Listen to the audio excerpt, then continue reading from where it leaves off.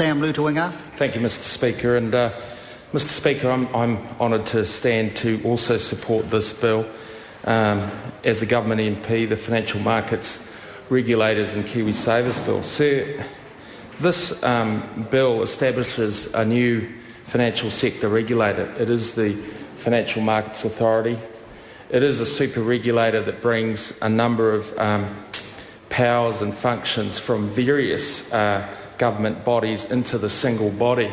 And sir, the work that we've done in the Commerce Select Committee and particularly our investigations within the Finance Company Inquiry made us realise as a group that there was such a fragmented approach to regulation of the securities and financial industry that such a move, we believe, is certainly welcome and it's overdue, and we certainly welcome the establishment of the Financial Markets Authority to regulate the financial industry. And what it is, sir, given, as has already been noted tonight, the finance company failures that continued to dominate our news, and we saw another example of another court case this week that began with charges against directors of finance companies, that it is about maintaining the integrity of our financial system.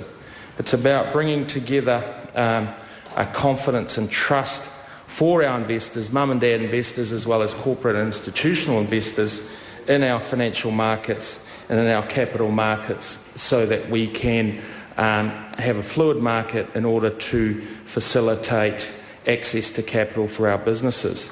And we're focused as a national government on boosting growth and creating jobs, and fluid financial markets certainly facilitates that, facilitates a strong economy and financial security, and it facilitates real opportunities for growth for our economy and opportunities for our people.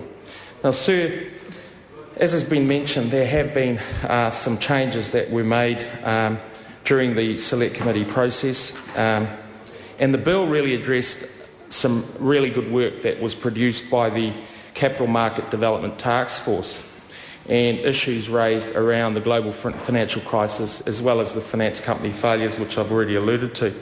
And what this bill really does is it ensures that the Financial Markets Authorities has the right tools to keep our capital markets working for those investors. And the bill, as Mr Parker has already referred to it, it gives a power to the Financial Markets Authority to exercise investors' rights of action when it is in the public interest.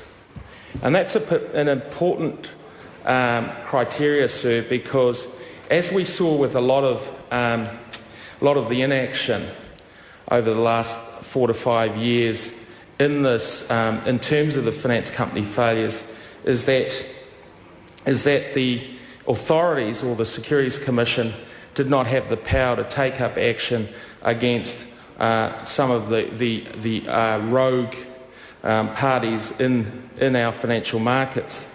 So what does it do? So one of the other important areas that has been looked at was the targeting of low-ball unsolicited offers.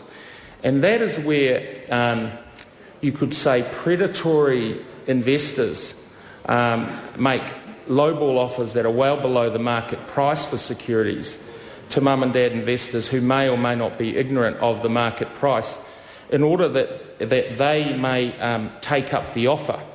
And often these offers are unsolicited, and they result in a large degree of market loss for these mum and dad investors. And so what this bill does is it includes a regulation-making power that will enable greater regulation of these unsolicited offers, including minimum offer and cooling off periods and a disclosure of a market price, as well as showing on the offer documents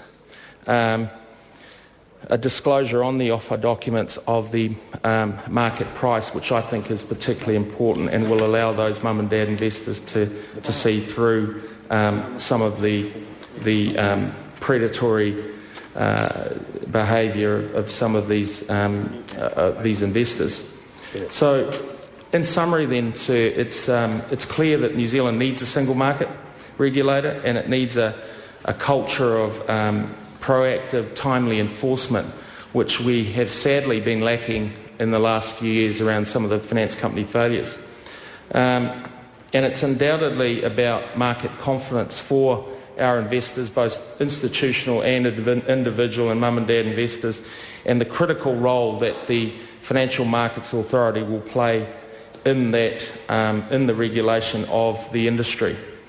And sir, it's certainly this bill will set out to consolidate the functions around the Securities Commission, as well as the parts of the Ministry of Economic Development, Government Actuary, as well as the regulatory function of the New Zealand Stock Exchange.